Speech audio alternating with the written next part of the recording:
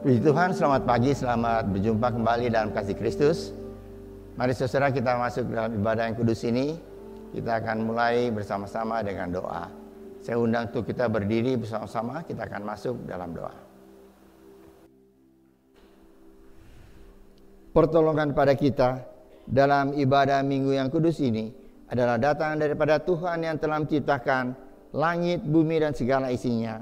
Dia setia memelihara ciptanya dan tidak pernah meninggalkan perbuatan tangannya dari selama-lamanya sampai selama-lamanya.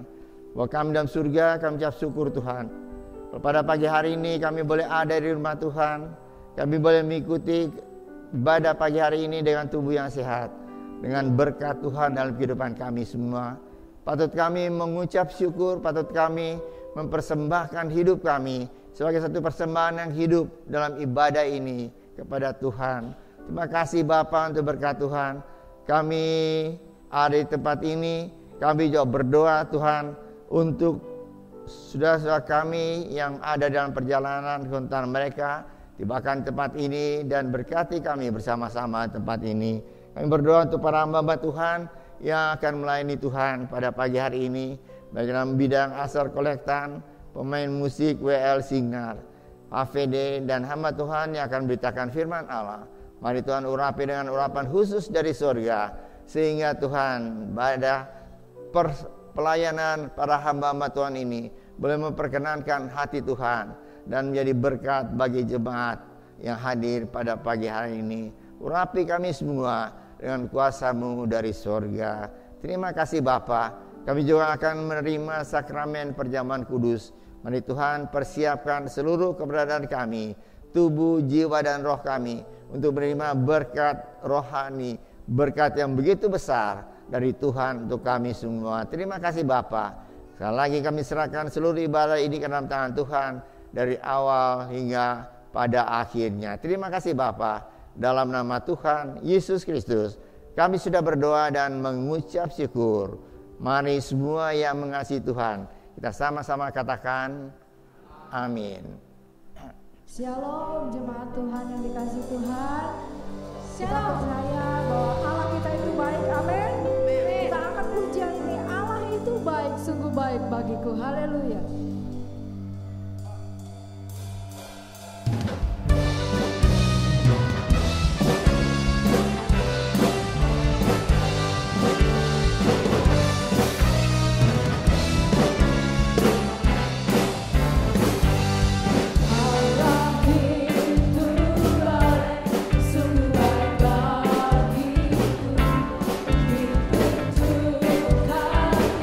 Kasih setianya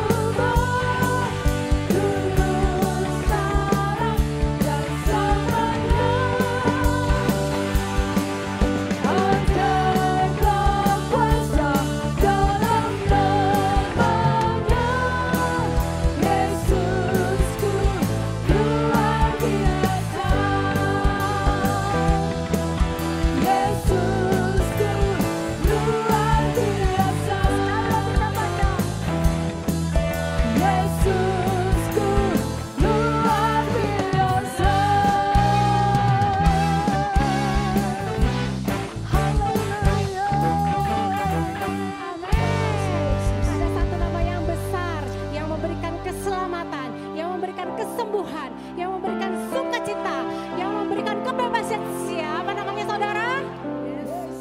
Kurang keras, siapa namanya? Sekali lagi yang keras dan berikan kemuliaan buat dia. Siapa namanya? Yesus, amin. Yes. Hanya nama-Mu Tuhan yang layak ditinggikan dan dimuliakan di tempat ini Tuhan.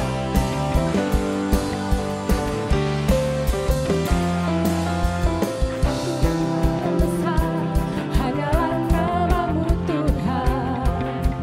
Gunung batu kekuatan hanyalah nama-Mu Tuhan. Tak terbatas. Ajaib hebat. Kami bawa pujian kami Tuhan. Kami bawa pujian, nyanyian kemenangan. Masuki gerbang-Mu hati kami bersuka. Tangan kami terangkat, sorakan kemenangan. Terpujilah nama-Mu Yesus Raja, segala raja.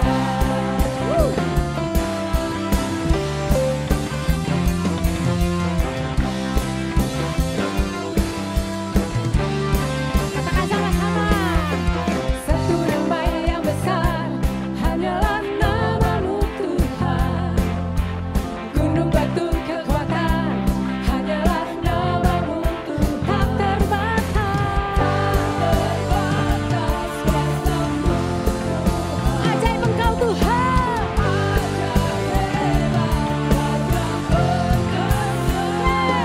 Kami bawa pujian, nyanyian kemenangan.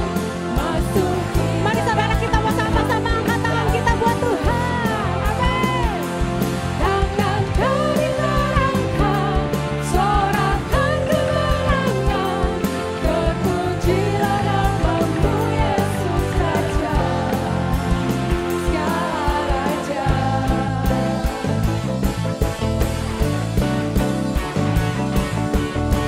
Hanya nama-Mu Tuhan, tidak ada nama lain Tuhan. Kita bersama-sama katakan, kami bawa pujian, nyanyian kemenangan. Masuki gerbang-Mu hati kami. Kami angkat tangan kami untuk Engkau Tuhan. Yes. Semuanya angkat tangan kita buat Tuhan, yang di atas yang di bawah.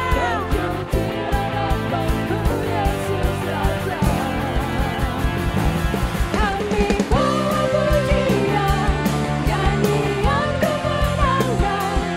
Masuki gerbang-Mu hati kami bersuka. Tangan kami terangkat, sorakan kemenangan. Terpujilah nama-Mu Yesus Raja, segala raja. Yesus Kau Raja.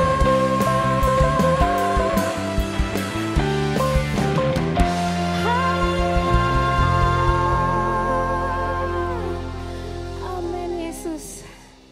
Engkau adalah Raja di atas segala raja. Tidak ada yang kami ingini selain Engkau Tuhan. Karena kami tahu Engkau adalah Allah Immanuel, Allah yang beserta dengan kami. Apapun keberadaan kami percaya Engkau tidak pernah meninggalkan kami Tuhan. Saat ini Tuhan kami mau datang berseru dan berserah padamu Yesus. Amin.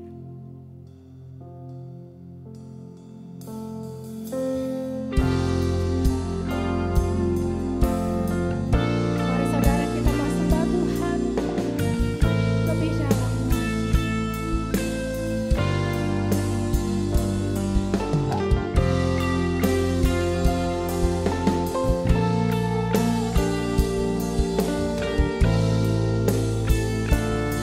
Sama-sama katakan.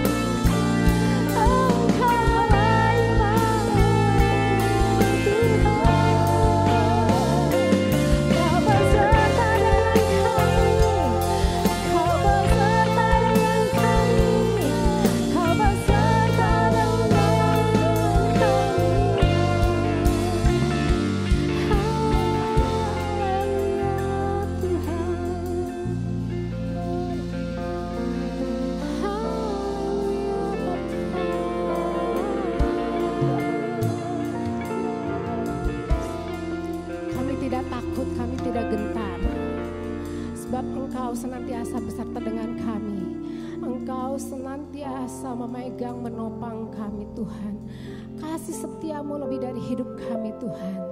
Kami mengucap syukur kami memiliki Allah yang hidup, Allah yang berkuasa. Allah yang sangat mengasihi kami, Allah yang sudah berkorban, Allah yang sudah mati di atas kayu salib, Allah yang sudah menebus setiap dosa kami Tuhan. Kami mengucap syukur untuk semua kasih karunia, semua anugerah-Mu yang tercurah untuk hidup kami. Dan ini saatnya Tuhan untuk kami memberikan hidup kami yang terbaik, lebih baik lagi hari lepas hari untuk kemuliaan nama-Mu Bapa. Biar hidup kami boleh berbuah lebat, berbuah manis. Dan hanya nama-Mu Tuhan yang ditinggikan dan dimuliakan melalui hidup kami, pelayanan kami, pekerjaan kami, keluarga kami. Terima kasih Tuhan. Segala pujian, hormat, syukur kami mau naikkan ke dalam satu nama, yaitu Tuhan Yesus Kristus. Dalam nama Yesus kami sudah berdoa mengucap syukur. Haleluya. Amin.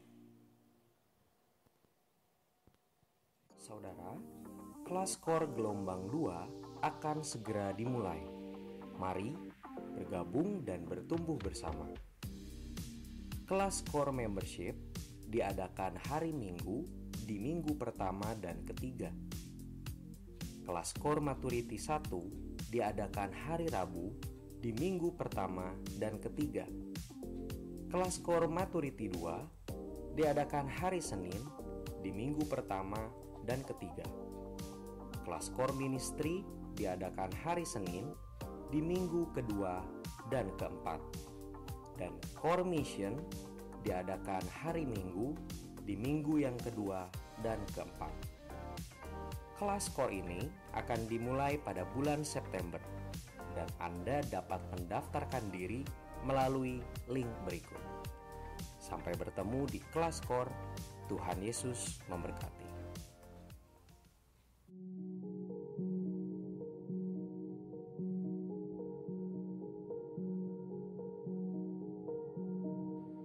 Saudara, Gereja Rehoboth akan mengadakan program Pastors Corner yang akan diadakan setiap Kamis minggu pertama dan akan dimulai pada bulan September. Dalam program ini kita akan diskusi kehidupan Kristen dengan gembala dan pendeta senior lainnya.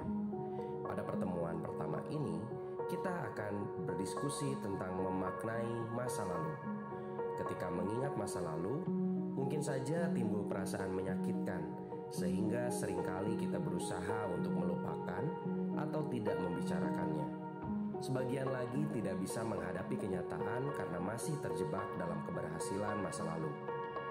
Pertemuan ini akan diadakan melalui Zoom meeting Gereja Rehoboth pada hari Kamis 7 September 2023 pukul 7 malam. Sampai bertemu, Tuhan Yesus memberkati.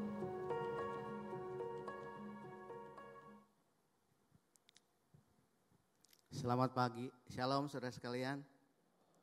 Sehat semua ya.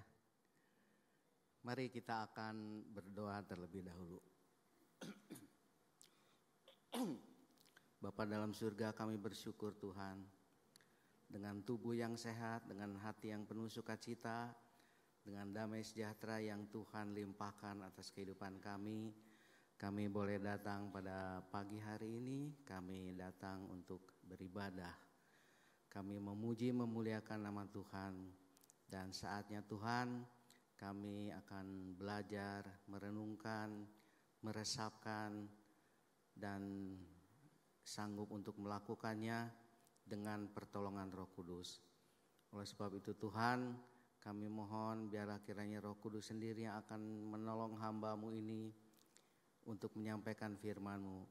Dari sekian banyak yang sudah hamba-Mu siapkan, masih banyak Tuhan yang belum terungkapkan. Oleh sebab itu biarlah kiranya saat ini Roh Kudus sendiri yang akan mewahyukan pewahyuan baru buat kami, sehingga kami boleh sungguh-sungguh mengerti, kami boleh sungguh-sungguh memahami isi hati Tuhan buat kami semua. Dalam nama Tuhan Yesus Kristus kami sudah berdoa. Amin. Jemaat, mari kita akan membaca di dalam Matius 14 ayat 3 sampai 12.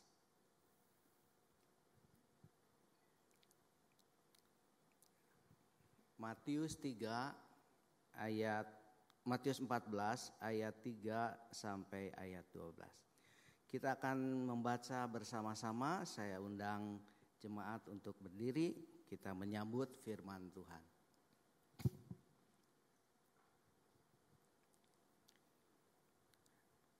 Kita baca sama-sama ya. Sebab memang Herodes telah menyuruh menangkap Yohanes, membelenggunya dan memenjarakannya, berhubung dengan peristiwa Herodias, istri Filipus saudaranya. Karena Yohanes pernah menegurnya, katanya, tidak halal engkau mengambil Herodias. Herodes ingin membunuhnya, tetapi ia takut akan orang banyak yang memandang Yohanes sebagai nabi. Tetapi pada hari ulang tahun Herodes, menarilah anak perempuan Herodias di tengah-tengah mereka dan menyukakan hati Herodes. Sehingga Herodes bersumpah akan memberikan kepadanya apa saja yang dimintanya. Maka setelah dihasut oleh ibunya, anak perempuan itu berkata, berikanlah aku di sini kepala Yohanes Pembaptis di sebuah talam. Lalu sedihlah hati raja, tetapi karena sumpahnya dan karena tamu-tamunya, diperintahkannya juga untuk memberikannya. Disuruhnya memenggal kepala Yohanes di penjara, dan kepala Yohanes itu pun dibawa orang di sebuah talam. Lalu diberikan kepada gadis itu dan ia membawanya kepada ibunya.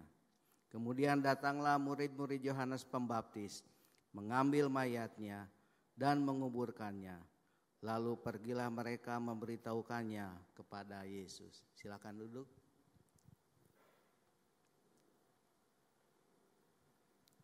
Yang berbahagia adalah kita yang mendengar firman Tuhan dan yang memeliharanya. Saudara sekalian, Herodes di sini adalah Herodes Antipas, anak dari Herodes Agung. Herodes Agung ini mempunyai anak Artolobus, Antipas, Filipus I, Arkelaus, Filipus II. Nah, Herodias ini istri dari si Filipus. Jadi masih saudara ya, adik ipar dari Herodes. Kemudian Herodes ini adalah anak dari Artobulus. Artobulus itu adalah saudaranya Herodes. Jadi rumit ya. Jadi Herodes menikahi istri Filipus padahal belum cerai. Sedangkan istri Filipus itu adalah keponakan dari Herodes juga. Jadi ini kalau dibikin sinetron mungkin bisa ratusan atau mungkin ribuan episode ya. Ini kisahnya tuh begitu rumit. Tapi Alkitab menceritakan ini semua sebagai sebuah kenyataan. Saudara sekalian, saya akan ceritakan satu peristiwa. Ketika Inggris menguasai India beberapa abad yang lalu, di kota Delhi waktu itu banyak sekali ular kobra yang berkeliaran di mana-mana. Sampai itu membuat keresahan bagi masyarakat Delhi. Lalu pemerintah Inggris mengeluarkan sebuah aturan. Jadi setiap masyarakat, setiap orang yang membawa ular kobra yang sudah dibunuh, yang sudah mati, maka ular itu diganti dengan sejumlah uang atau apalah, pokoknya dihargai, mendapatkan pengganti dari ular itu. Wah, semua orang senang ya, mereka menangkap ular kobra di mana-mana. Tetapi ada beberapa orang yang otak bisnisnya ini jalan, saudara. Wah, ini kesempatan untuk mendapatkan uang. Lalu apa yang mereka lakukan? Mereka berternak ular kobra. Jadi ular kobra itu bukannya berkurang tetapi semakin banyak. Nah, pemerintah mengetahui hal ini lalu membatalkan aturan itu. Sehingga orang-orang yang beternak ular kobra ini mereka kecewa. Lalu mereka melepas ular kobra itu ke kota, ya, ke daerah-daerah semua. Sehingga ular kobra itu jumlahnya semakin banyak di kota Delhi. Nah, saudara sekalian, ini yang disebut the law of intended consequences. Efek samping atau konsekuensi yang tidak diharapkan. Kenapa kita dalam kehidupan ini seringkali mendapatkan efek samping yang tidak diharapkan? Itu karena, saudara sekalian, kita hanya bertindak, berpikir bahwa sesuatu itu terjadi begitu saja, sudah. Tetapi kita tidak memikirkan apa hasil dari sesuatu yang kita lakukan itu selanjutnya. Ya, jadi masalah di dalam kehidupan kita dimanapun selalu terjadi karena kita hanya bertindak sekali mikir saja. Maka itu yang disebut sebagai first order thinking. Mikir cuma sekali, ya. Hanya bertindak lalu sudah itu udah. Hasilnya bagaimana? Terserah. Nah, saudara sekalian, Herodes dia tidak berpikir bahwa ucapannya itu akan mengibatkan hasil yang lain lagi. Sama dengan pemerintah kolonial di Delhi itu di India, mereka hanya berpikir bagaimana mengurangi ular kobra, lalu mengeluarkan aturan setiap ular kobra yang ditangkap yang sudah mati itu dapat hadiah. Tapi efek dari semuanya itu lalu apa? Lalu mereka mendapatkan kenyataan orang-orang itu beternak kobra. Sehingga bukannya berkurang tetapi semakin bertambah banyak.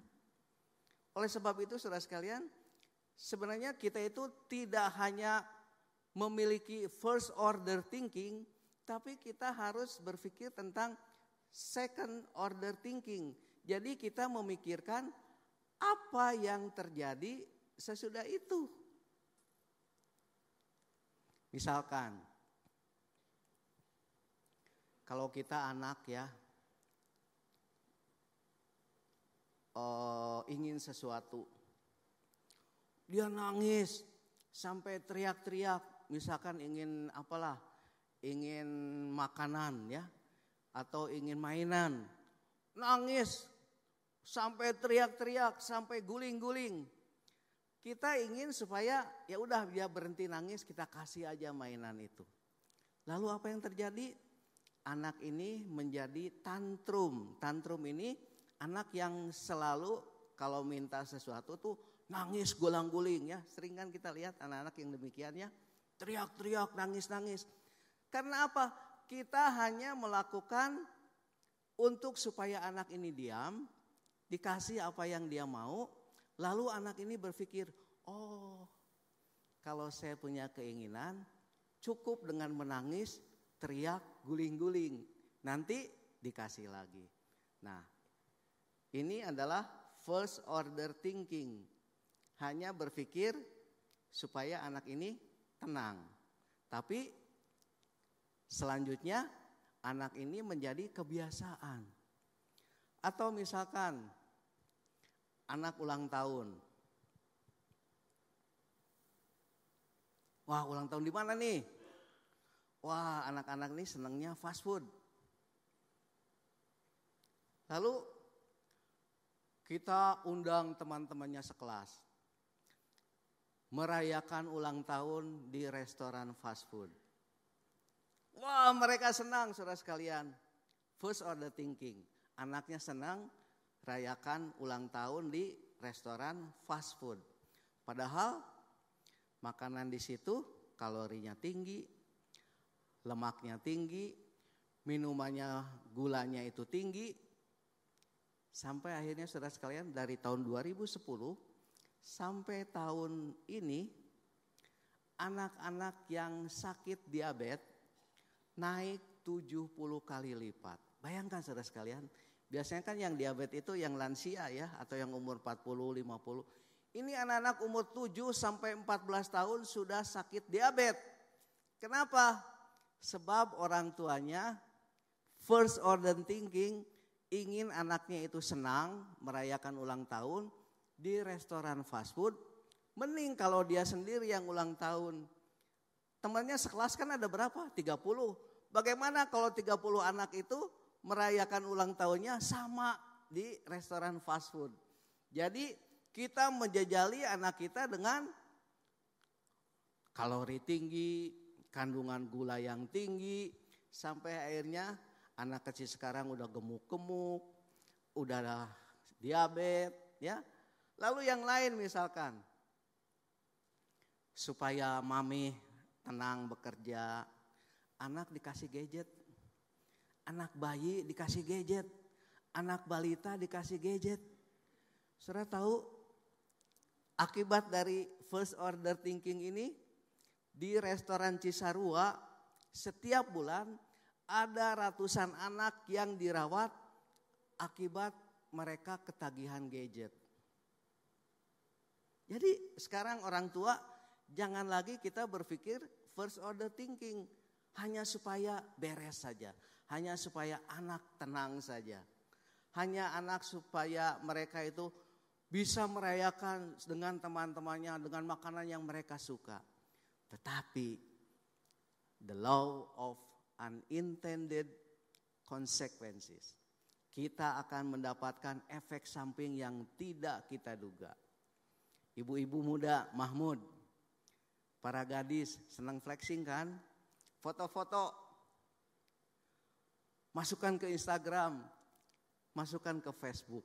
Seneng kan? Wah, apalagi kalau teman-temannya itu komentar, aduh foto kamu bagus ya, aduh kamu makan di mana, kamu main kemana, ini bagus sekali. Saudara sekalian, sejak adanya artificial intelligence, AI, mula-mulanya itu ChatGPT, di mana dengan aplikasi itu, ya, saya mau menggambar, cukup misalkan bikin coret-coret rumah, masukkan ke aplikasi itu, maka coret-coret saya bisa jadi gambar rumah yang bagus. Saya ingin membuat novel 1000 halaman, saya cuma tulis, tolong bikin novel tentang ini, sejumlah berapa halaman, sekian. Send. Tidak berapa lama kita mendapatkan novel 1000 halaman lengkap. Itu zaman sekarang, kecerdasan buatan itu sudah merajalela di mana-mana. Yang bahaya buat ibu-ibu, buat Mahmud, buat gadis yang suka flexing. Sekarang ini ada aplikasi, kalau saya difoto, pakaian lengkap begini, pakai jas, pakai dasi, lalu diupload ke aplikasi itu, maka foto saya itu bisa menjadi foto yang tidak ada selembar baju pun, selembar benang pun, alias saya telanjang. Bayangkan ibu-ibu, kalau para gadis, para Mahmud, para ibu muda yang suka flexing di media sosial, lalu ada orang yang jahat me-screenshot foto itu, lalu dia masukkan ke aplikasi itu, maka foto Neng yang cantik ya menjadi foto Neng yang seksi tanpa baju. Bisa dipakai untuk memeras. Kalau kita hanya berpikir first order thinking, bisa terjadi hal-hal yang tidak diinginkan. Herodes mengalami hal itu. Sebenarnya dikatakan di dalam ayat-ayat sebelumnya bahwa dia itu sangat menghormati Yohanes Pembaptis. Tetapi karena ucapannya, karena sumpahnya, akhirnya terjadi hasil dari hasil ucapannya. Ucapannya hanya dia ingin ke anak gadisnya itu, anak tirinya, ya, supaya minta apa saja, aku bersumpah. Kamu minta apa saja, aku kasih. Udah cuma segitu. Tetapi si Herodias ini, istrinya yang mantan istri Filipus itu merasa dendam karena ucapan Yohanes sebelumnya bahwa mereka itu tidak halal menikah. Dendam Herodias ini sampai dia minta kepala Yohanes Pembaptis. Nah, saudara sekalian, bukan cuma tindakan yang bisa berakibat demikian, tetapi juga ucapan kita. Bos saya yang di rumah suka negur saya. Kamu kalau ngomong itu dipikir, nanti akibatnya apa? Betul gak saudara sekalian? Banyak kali, sering kali kita itu ngomongnya asal saja. Ternyata terjadi hal-hal yang tidak kita duga, yang tidak kita sangka. Sebab itu dikatakan bahwa kita itu harus berpikir sebelum bicara. Jangan bicara dulu lalu berpikir, tapi kita harus berpikir dulu, ya. Kita mau ngomong apa? Jangan sampai terjadi efek samping yang tidak diinginkan. Ya. Jadi saudara sekalian, mari sebagai anak-anak Allah. Saya tidak menyebut anak Tuhan, sebab di Alkitab itu tidak disebut anak Tuhan, tapi anak Allah. Misalkan Yohanes 1 ayat 12, setiap orang yang menerimanya diberinya kuasa untuk menjadi anak-anak Allah. Ya, dalam Roma 8, 13, 14, 15 disebutkan kita yang menerima Roh Kudus, kita yang mengakui Roh Kudus disebut anak Allah. Nah, saudara sekalian, kita sebagai anak Allah, mari firman Tuhan mengingatkan kita sebelum kita bertindak. Jangan hanya first order thinking, tapi mari kita berpikir 2 kali, bahkan 3 kali. Apa yang kita lakukan, apa yang kita perbuat, tindakan kita ini akan berakibat apa? Lalu yang kita katakan, kita harus berpikir, nanti akibat dari perkataan saya itu apa? Ya, kita sebagai murid-murid Tuhan Yesus, Tuhan memberi kita hikmat untuk kita tidak mengalami hal-hal seperti yang dialami Yohanes Pembaptis akibat perbuatan dari Herodes.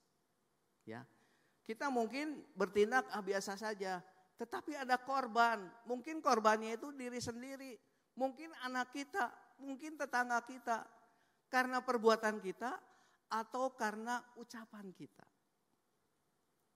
Ya, jadi saudara sekalian ingat lagi, jangan hanya berpikir 1 kali, first order thinking. Tapi mari kita berpikir 2 kali, second order thinking. Jadi kita bisa menghindari masalah-masalah yang kita hadapi dalam kehidupan ini. Coba saudara ingat, masalah-masalah yang saudara alami selama ini, akibat apa? Pasti akibat dari apa yang kita pelajari sekarang. Karena kita tidak berpikir panjang. Kita tidak memikirkan apa yang selanjutnya terjadi. Nah, itu kita tadi belajar tentang Herodes. Bagaimana dia tidak berpikir panjang, bersumpah. Tapi akibatnya Yohanes Pembaptis menjadi korban. Dibunuh, ya, kepalanya dipancung. Lalu ini anak gadis ini berani juga ya bawa kepala Yohanes dengan talam. Saya sendiri takut saudara sekalian, tapi anak gadis ini berani gitu membawa kepala Yohanes pakai talam, diserahkan kepada ibunya. Lalu yang kedua, kita belajar tentang Yohanes Pembaptis. Kalau kita lihat kehidupan Yohanes Pembaptis, hidupnya itu sepertinya tidak seperti yang orang-orang Kristen pikirkan sekarang, yaitu tentang kemakmuran. Saudara sekalian, Yohanes hidup di padang gurun, makan dari buah pohon belalang, minumnya madu hutan, pakaiannya dari kulit unta. Jadi kehidupannya sepertinya menderita. Banyak orang Kristen tuh berpegang pada Yohanes 10 ayat 10. Pencuri datang untuk mencuri dan membunuh dan membinasakan. Tetapi aku datang untuk memberi kehidupan yang berkelimpahan. Oh, hidup yang berkelimpahan. Lalu mereka berpikir bahwa hidup berkelimpahan itu adalah hidup yang makmur. Harta berlimpah, tidak pernah sakit, punya rumah bagus, kendaraan yang bagus. Sebenarnya saudara-saudara, memang kasih karunia itu juga bisa berarti kelimpahan. Tapi kelimpahan apa yang dimaksudkan di dalam kasih karunia ini? Ya, bukan kelimpahan yang artinya kemakmuran, tapi kelimpahan yang kita dapatkan ketika kita senang, ketika kita bahagia, atau juga ketika kita di dalam pergumulan. Yohanes Pembaptis hidupnya sepertinya dia hidup di dalam penderitaan seumur-umur sampai matinya juga harus dibunuh. Tetapi Tuhan Yesus mengatakan, dari setiap orang yang dilahirkan oleh perempuan, tidak ada yang lebih besar daripada Yohanes Pembaptis. Artinya Yohanes di mata Tuhan Yesus, dia lebih besar daripada Daud. Dia lebih besar daripada Salomo. Dia lebih besar daripada kita semua. Padahal hidupnya sepertinya di dalam penderitaan. Nah, saudara sekalian, kasih karunia adalah kelimpahan yang kita alami baik di dalam masa yang sulit atau di dalam masa yang penuh sukacita. Dan itu bukan hanya terdapat di dalam perjanjian baru. Di dalam perjanjian lama juga ada. Kita ingat Daud pernah berkata, Mazmur 23 ayat 4, sekalipun aku berjalan dalam lembah kekelaman. Terjemahan lama, meskipun aku berjalan dalam lembah bayang-bayang maut, aku tidak takut. Kenapa? Sebab Tuhan besertaku. Nah, itu yang dimaksud hidup kelimpahan di dalam Tuhan. Meskipun kita di tengah bayang-bayang maut, meskipun kita hidup di dalam kekelaman, tetapi kita merasa tenang. Kita merasakan damai sejahtera. Kenapa? Sebab Tuhan menyertai. Ada lagi ayat yang sering kita baca, yang sering kita kutip dalam Habakuk 3. Ya, Habakuk 3 ayat yang ke 17-18 ya. Habakuk. Di situ dikatakan, sekalipun pohon ara tidak berbunga, pohon anggur tidak berbuah, hasil pohon zaitun mengecewakan, sekalipun ladang-ladang tidak menghasilkan bahan makanan, kambing domba terhalau dan kurungan dari kurungan, dan tidak ada lembu sapi dalam kandang. Namun aku akan bersorak-sorak di dalam Tuhan, beria-ria di dalam Allah yang menyelamatkan aku. Nah, ini saudara sekalian, ini yang dimaksudkan kelimpahan kasih karunia. Kenapa penderitaan itu disebut kelimpahan? Paulus dengan tegas mengatakan di dalam Filipi 1 ayat 29 begini. Filipi 1 ayat 29 berkata begini.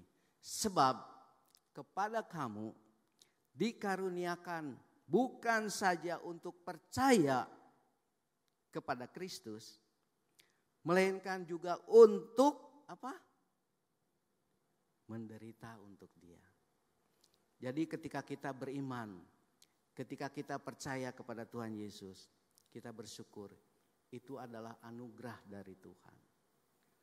Tetapi ketika kita juga mengalami pergumulan, kita mengalami kesulitan, kita juga harus bersyukur. Kenapa?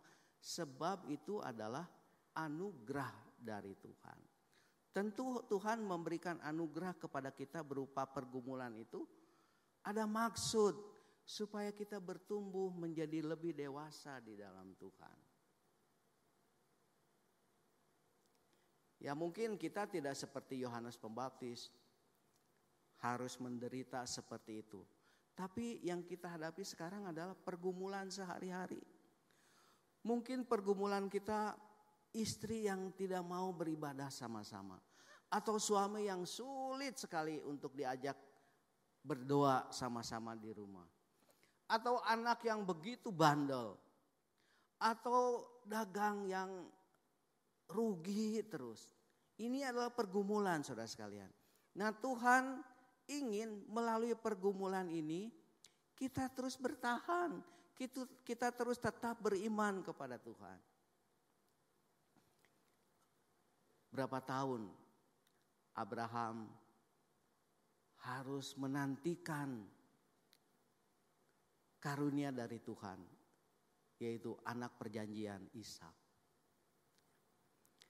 Berapa lama Ishak juga menanti lahirnya kedua anaknya. Berapa lama Ayub harus bergumul ya di dalam apa yang dia alami. Tetapi saudara sekalian,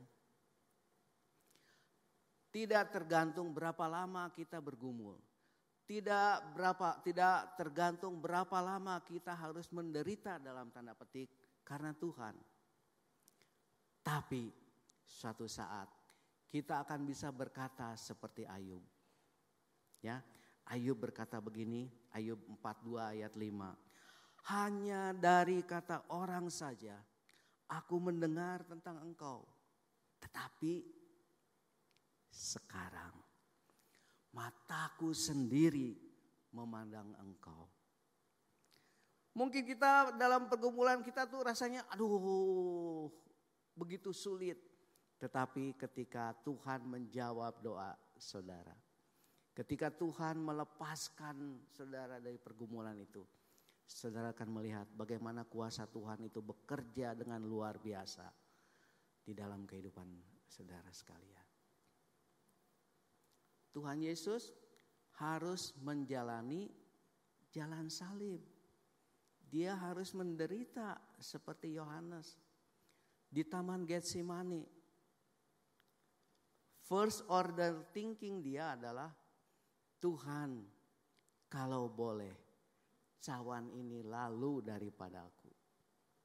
Bayangkan saudara sekalian, kalau Tuhan Yesus hanya berpikir saat itu saja supaya lepas. Hanya first order thinking yang dia lakukan. Tuhan, Bapak kalau boleh cawan ini lalu daripadaku. Tetapi dia tidak hanya first order thinking. Dia melakukan second order thinking. Apa? Lalu dia berkata, tetapi bukan kehendakku. Biarlah hanya kehendakmu yang jadi. Karena Yesus berpikir dua kali. Karena Tuhan Yesus tidak hanya memikirkan apa yang terjadi saat itu saja. Dia memikirkan jauh ke depan. Dia berpikir tentang kita semua yang saat ini berdiri duduk di rumah Tuhan. Yang bisa diselamatkan.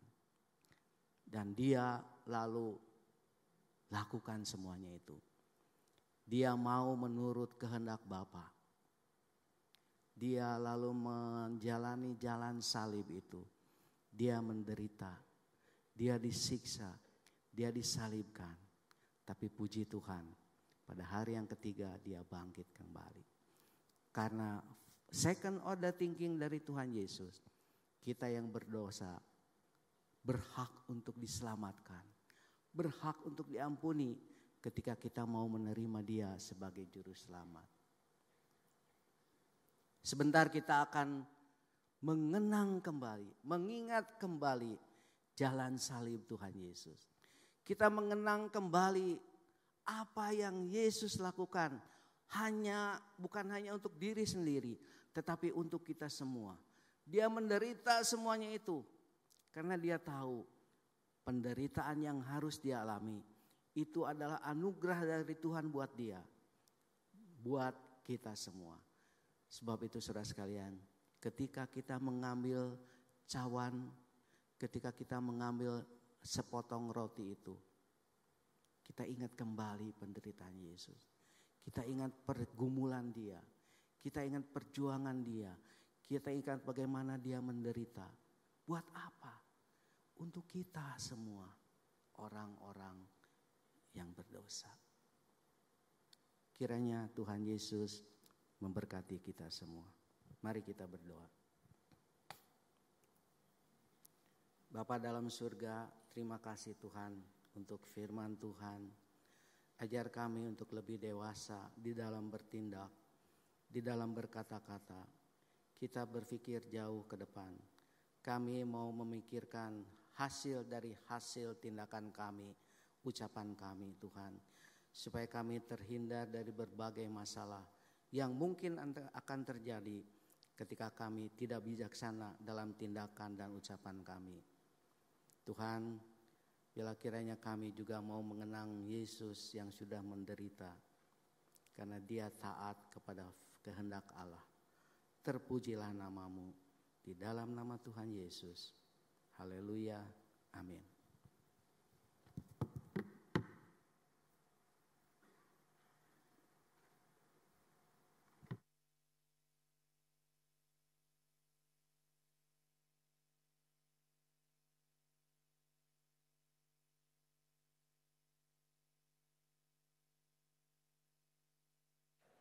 Baik saudara, kita akan lanjutkan dengan perjamuan kudus.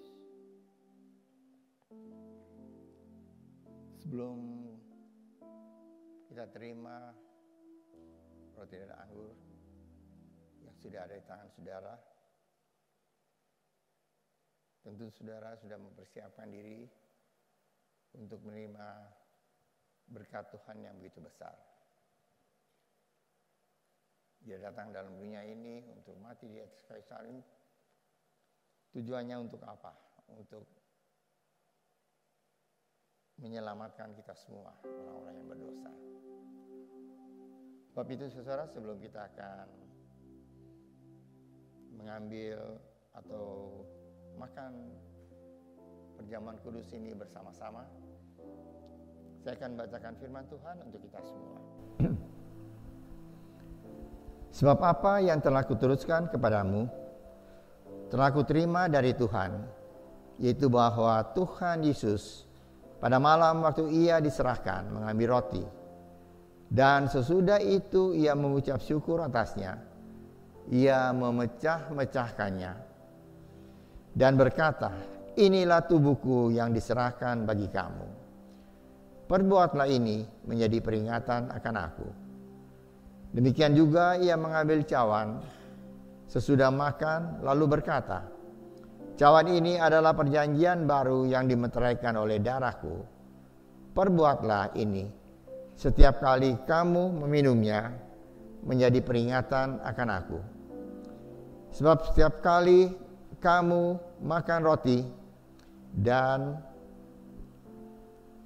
minum cawan ini, kamu memberitakan kematian Tuhan sampai Ia datang. Jadi barang siapa dengan cara yang tidak layak makan roti atau minum cawan Tuhan, ia berdosa terhadap tubuh dan darah Tuhan. Karena itu hendaklah tiap-tiap orang menguji dirinya sendiri, dan baru sudah itu ia makan roti dan minum dari cawan itu. Karena barang siapa makan dan minum tanpa mengakui tubuh Tuhan, ia mendatangkan hukuman atas dirinya. Sebab itu banyak di antara kamu yang lemah dan sakit, dan tidak sedikit yang meninggal. Kalau kita menguji diri kita sendiri, hukuman tidak menimpa kita. Tapi kalau kita menerima hukuman dari Tuhan, kita dididik supaya kita tidak akan dihukum bersama-sama dengan dunia. Saudara, mari kita akan mempersiapkan seluruh yang akan kita makan dan minum. Kita akan berdiri bersama-sama.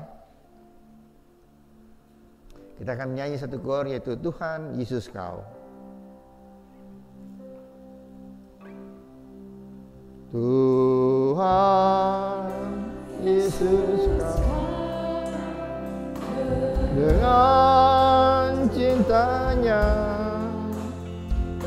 mati karena dosaku,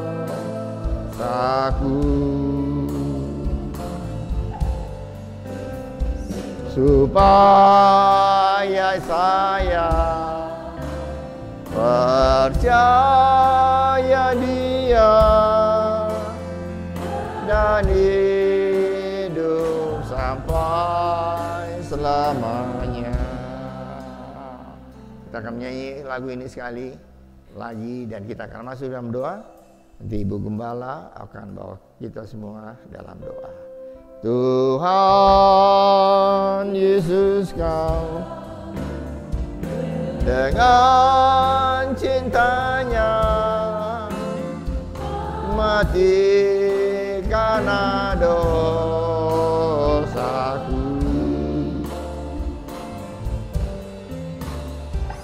supaya saya percaya Dia dan hidup sampai selamanya. Bapa kami yang di surga, Bapa kami yang kami kenal di dalam nama Tuhan Yesus Kristus, pagi hari ini Tuhan, kami mengucap syukur, berterima kasih karena Engkau sudah mengundang kami untuk ikut serta di dalam perjamuan kudus, sakramen perjamuan kudus yang melambangkan dan mengingatkan kami semua akan pengorbanan Kristus di atas kayu salib untuk menanggung segala dosa kami, sehingga barang siapa yang percaya kepada Tuhan Yesus tidak mendapatkan hukuman tetapi hidup selama-lamanya. Karena itu Tuhan, sebelum kami makan dan minum perjamuan ini, sebelumnya kami mau mengaku segala dosa kami, segala kesalahan kami. Tuhan mau sucikan oleh kuasa darah Tuhan Yesus, karena firman Tuhan mengatakan barang siapa mengaku segala dosanya, maka Allah itu setia dan adil dan Dia mengampuni segala dosa kami dan menjauhkan kami dari segala kejahatan. Terima kasih Tuhan. Sekali lagi Tuhan sucikan seluruh kehidupan kami, Tuhan layakkan kami untuk menerima roti dan anggur sebagai lambang tubuh dan darah Tuhan Yesus yang sudah dihancurkan di atas kayu salib. Terima kasih Bapa, di dalam nama Tuhan Yesus Kristus kami sudah berdoa dan mengucap syukur. Amin. Mari saudara, kita angkat roti ada di tangan kanan saudara, lebih tinggi dari hidup saudara. Roti ini adalah lambang dari tubuh Tuhan Yesus yang dipecah-pecahkan untuk kita. Tubuh Tuhan Yesus hancur di kayu salib. Ia menderita, ia dicemeti, dipukul, diludahi. Semuanya dilakukan, diterima karena Dia amat mengasihi saudara dan saya.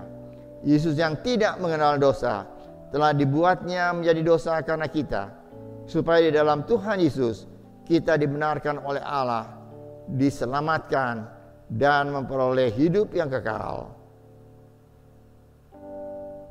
Dan oleh bilur-bilurnya segala penyakit kita telah disembuhkan.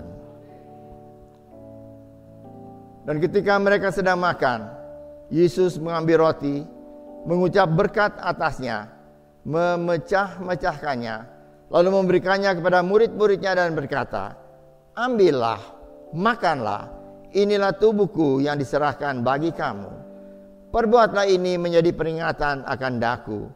Bukankah roti yang kita pecah-pecahkan adalah persekutuan dengan tubuh Kristus. Marilah kita makan bersama-sama dalam nama Tuhan Yesus Kristus. Amin.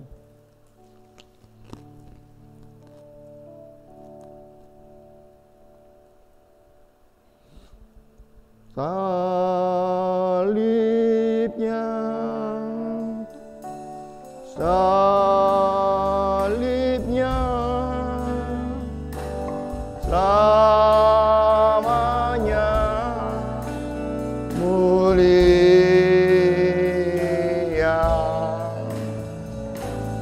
Dosaku disucikan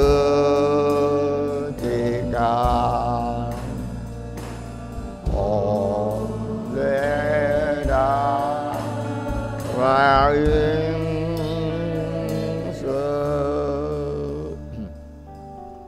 Saudara, kacauan yang berisi anggur di tangan kanan saudara lebih tinggi dari hidup saudara. Cawan anggur ini adalah lambang darah Yesus yang tercurah untuk menyucikan segala dosa kita. Bagaimanapun besar, berat, dan hitam dosa kita telah disucikan oleh darah Yesus Kristus. Dan kita, apabila kita mengaku dosa kita, maka Ia adalah setia dan adil dan akan mengampuni segala dosa kita dan menyucikan kita dari segala kejahatan. Kita dibenarkan, kita dikuduskan di dalam Kristus dan diangkat menjadi anak-Nya. Sesudah makan, Ia mengambil cawan, mengucap syukur lalu memberikan kepada mereka dan berkata, "Cawan ini adalah perjanjian baru yang dimeteraikan oleh darahku. Minumlah kamu semua, sebab inilah darahku, darah perjanjian yang ditumpahkan bagi banyak orang untuk pengampunan dosa. Perbuatlah ini setiap kali kamu meminumnya menjadi peringatan akan daku." Bukankah cawan pengucapan syukur yang atasnya kita ucapkan syukur adalah persekutuan dengan darah Kristus? Marilah kita minum bersama-sama dalam nama Tuhan Yesus Kristus. Amin.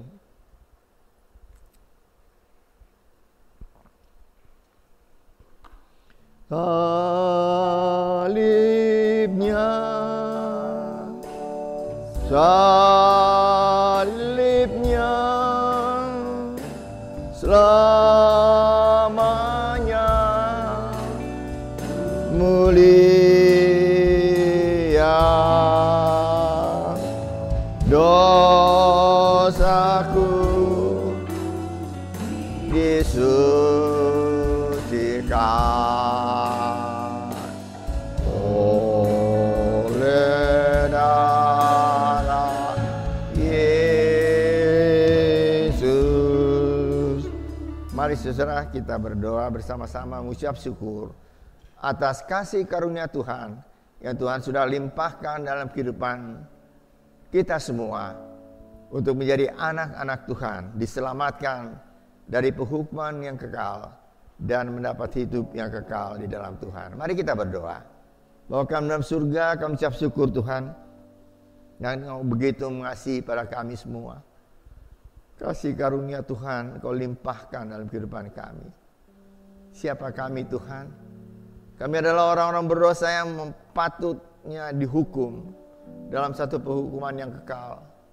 Tapi kami mengucap syukur Engkau tidak pernah meninggalkan kami. Kau datang dalam dunia ini untuk mati di atas kayu salib, menyelamatkan kami semua. Terima kasih Bapa. Sekarang kami boleh mendapat keselamatan di dalam Tuhan. Terima kasih Bapa untuk kasih karunia Tuhan. Roti dan anggur sudah kami makan dan minum, dan sekarang sudah bersatu di dalam tubuh kami. Dan kami percaya, kami datang dengan sakit penyakit, kami pulang sudah disembuhkan oleh Tuhan. Kami datang dengan hati yang susah, kami pulang sudah dihibur oleh Tuhan.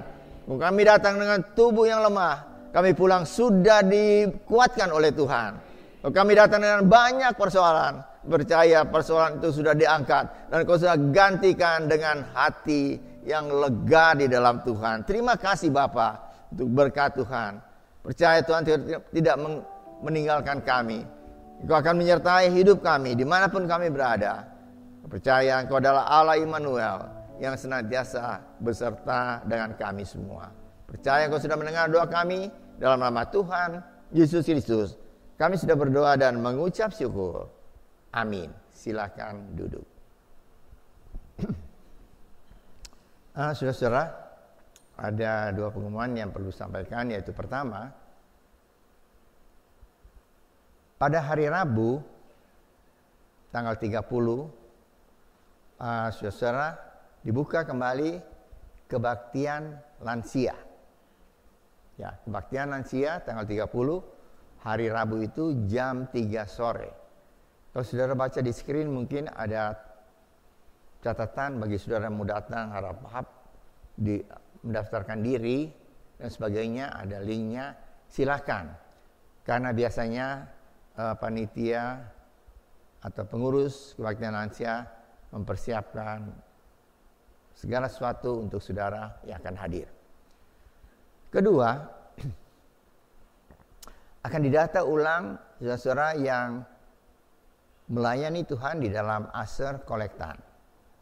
Jadi, yang mendaftarkan diri bukan hanya saudara yang mau melayani di Aser Kolektan, ya, yang dulu belum pernah melayani, tapi juga bagi saudara-saudara yang sudah melayani, harap saudara juga mendaftarkan diri. Sehingga Komisi Aser dan Kolektan mempunyai data yang lengkap. Siapa yang melayani Tuhan di dalam bidang Aser dan Kolektan, sehingga dapat dijadwal dengan sebaik-baiknya. Jadi yang mendaftarkan diri itu bukan hanya yang masih baru mau melayani, tetapi yang sudah melayani juga mendaftarkan diri. Sehingga pengurus Komisi Aser Kolektan mempunyai data yang lengkap bagi saudara semua. Terima kasih untuk perhatian saudara. Kita akan berdiri bersama dan kita akan tutup ibadah ini dengan doa. Mari kita berdoa. Bapa kami dalam surga, terima kasih Tuhan untuk berkat Tuhan untuk kami semua. Terima kasih Engkau sudah memimpin seluruh ibadah ini dari awal hingga selesai dengan berkat Tuhan. Pujian, penyembahan sudah kami naikkan kepada Tuhan. Firman Tuhan sudah disampaikan. Sakramen perjamuan kudus sudah kami terima. Terima kasih Tuhan. Engkau begitu baik bagi kami semua. Sebab itu Tuhan, kami tetap menyerahkan hidup kami secara pribadi, keluarga kami, usaha pekerjaan kami, pendidikan anak-anak kami semua ke dalam tangan Tuhan. Dan kami percaya Engkau senantiasa menyertai dan memberkati kami semua, baik jasmani, terlebih berkat-berkat rohani. Pada saat ini kami tetap berdoa untuk pemerintah kami yang tengah mempersiapkan diri untuk Tuhan, pemilu baik untuk calon legislatif dan calon presiden dan wakilnya pada tahun depan. Mari Tuhan, Kau senantiasa menyertai tiap-tiap tahap dari pemilu ini, sehingga semuanya boleh berjalan dengan lancar, dengan tenang. Dan siapapun yang akan terpilih menjadi pemimpin bangsa dan negara kami, itu adalah kehendak Tuhan. Sehingga Tuhan, Dia boleh memimpin bangsa dan negara kami ini menjadi negara yang lebih maju lagi. Terima kasih Bapa untuk berkat Tuhan. Kami akan pulang, kami akan memberikan persembahan dan mengembalikan perpuluhan yang Tuhan punya. Ajar pada kami untuk memberikan yang terbaik, karena Tuhan sudah memberikan yang terbaik bagi kami. Terima kasih Bapa. Kami akan masuk dalam minggu yang baru, jalan bersama dengan Tuhan. Percaya Engkau tidak pernah meninggalkan kami. Untuk kebaktian lansia pada tanggal 30 hari Rabu yang akan datang, mari Tuhan Engkau sendiri akan memberkati setiap jemaat yang akan hadir dengan berkat-berkat-Mu dari surga. Percaya Engkau sudah mendengar doa kami dan ucapan syukur kami ini, yang kami naikkan dalam nama Tuhan Yesus Kristus, yang menjadi juru selamat kami yang hidup. Saudara yang dikasihi oleh Tuhan, angkatlah tangan saudara untuk menerima berkat Allah. Arahkan hati saudara kepada Tuhan dan hadirat-Nya, maka berkat Allah memenuhi hidup saudara, berkat Allah memenuhi keluarga saudara, berkat Allah memenuhi kesehatan saudara, berkat Allah memenuhi pekerjaan saudara, dan jadilah berkat dimanapun saudara berada. Dan saudara terimalah berkat dari Allah Bapa, kasih karunia dan damai sejahtera dari Tuhan Yesus Kristus, dan persekutuan Allah Roh Kudus menyertai saudara sekalian mulai hari ini sehingga Maranatha, Tuhan Yesus datang kembali. Amin. Bapa, terima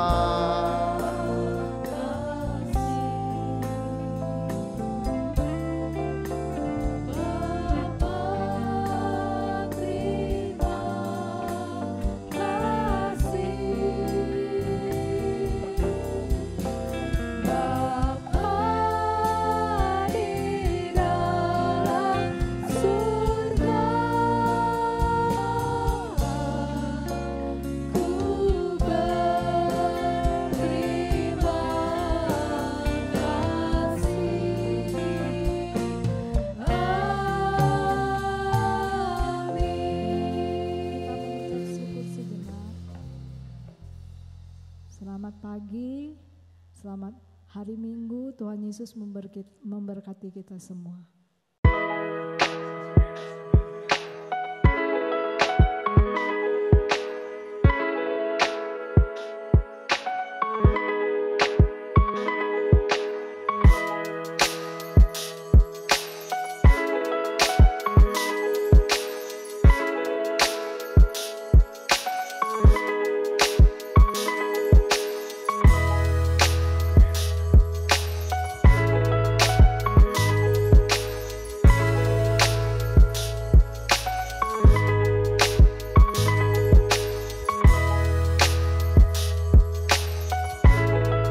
Bagi Anda yang tertarik ingin melayani di bagian asyir dan kolektan, Anda dapat mulai mendaftarkan diri Anda melalui link berikut ini.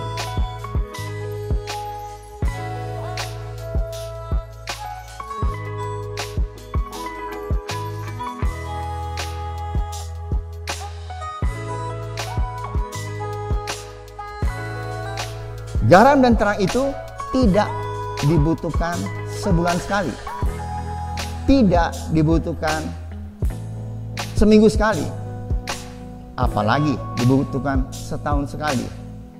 Tidak sama sekali. Garam dan terang itu dibutuhkan tiap hari. Kalau kamu menghadapi kesulitan karena mempertahankan iman, maka harus bersukacita.